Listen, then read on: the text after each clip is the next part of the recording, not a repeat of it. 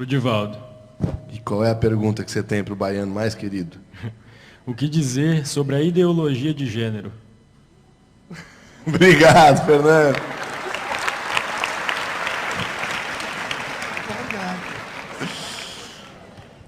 Pinga fogo, Di.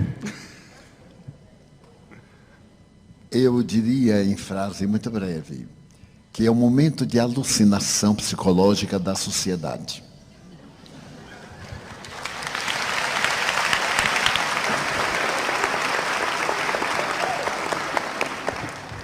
Em uma entrevista que recomendamos, Iraci Campos, do Centro Espírita Joana de Ângeles, da Barra da Tijuca, entrevistou o nosso Haroldo a esse respeito. E as respostas, como as perguntas, muito bem elaboradas, propiciaram a Haroldo abordar a questão do ponto de vista legal, moral, espírita e social. Vale a pena, portanto, procurar na internet esse encontro de Iraci Campos com Haroldo Dutra. Haroldo disse, em síntese, eu peço licença a ele, que se trata de um momento muito grave da cultura social da Terra e que é naturalmente algo que deveremos examinar em profundidade, mesmo porque nós vamos olhar a criança, graças à sua anatomia, como sendo o tipo ideal. E a criança, nesse período, não tem discernimento sobre o sexo. A tese é profundamente comunista e ela foi lançada por Marx, sob outras condições, que a melhor maneira de submeter um povo não era escravizá-lo economicamente, era escravizá-lo moralmente. Como nós vemos, através de vários recursos que têm sido aplicados no Brasil nos últimos 9 anos, 10, em que o poder central tem feito todo o esforço para tornar-se o patrão de uma sociedade em plena miséria econômica e moral. Porque os exemplos de algumas dessas personalidades são tão aviltantes e tão agressivos que se constituíram legais e, porém, nunca morais. Todas essas manifestações que estamos vendo, graças à República de Curitiba, cujo presidente é o Dr. Moro, e deve ser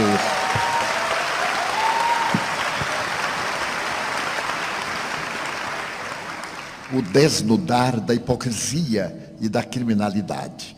Aliás, o Evangelho recomenda que não deveremos provocar o escândalo. E o nosso venerando juiz não provocou o escândalo, atendeu a uma denúncia muito singela. E, no entanto, levantou o véu que ocultava crimes hediondos, profundos, desvio de dinheiro que poderia acabar no Brasil com a tuberculose, com as enfermidades que vem atacando recentemente, poderia educar toda a população e dar-lhe o que a nossa Constituição exige: trabalho, repouso, dignidade, cidadania. Mas determinados comportamentos de alguns do passado muito próximo estabeleceram o marxismo disfarçado e a corrupção sob qualquer aspecto, como um princípio ético. A teoria de gênero é para criar na criança, no futuro cidadão, a ausência de qualquer princípio moral. Uma criança não sabe discernir, somente tem curiosidade. No mesmo banheiro, um menino e uma menina irão olhar-se biologicamente, sorrir e perguntar o de que se tratava aquele aparelho genésico, que é desconhecido. Então nós devemos repudiar de imediato e apelar para aqueles em quem nós votamos, somos responsáveis, e gritar para eles que somos contra, totalmente contra, essa imoralidade ímpar.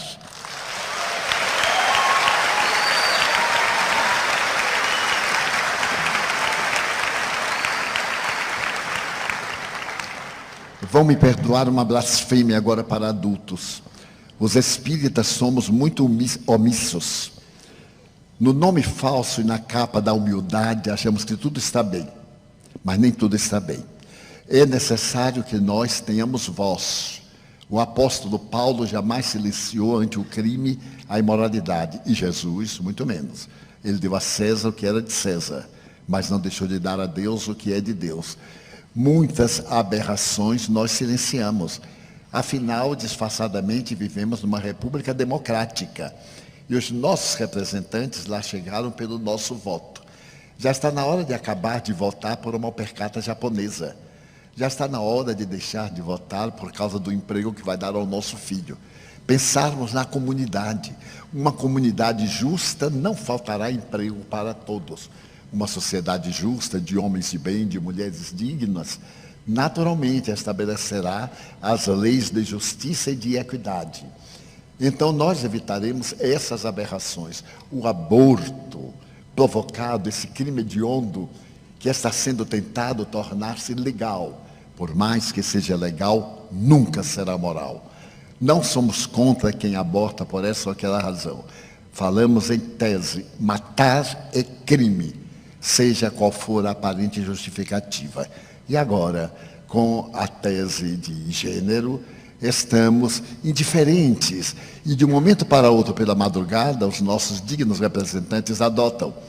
Falávamos ontem a respeito de cartilhas do Ministério da Educação depravadas para corromper as crianças e que as escolas estão devolvendo ao Ministério. Que Ministério de Educação é esse? Que estabelece fatos?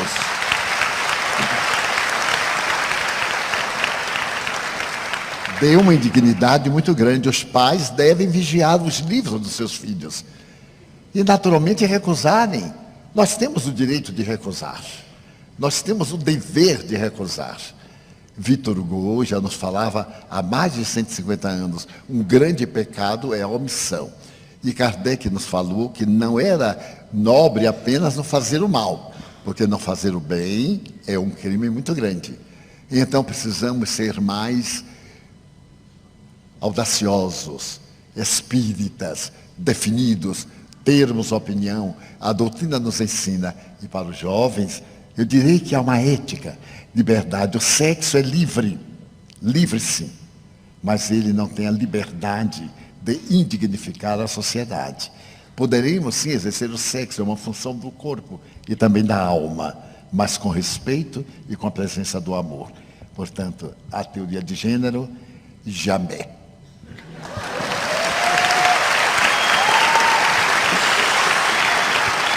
Muito bem.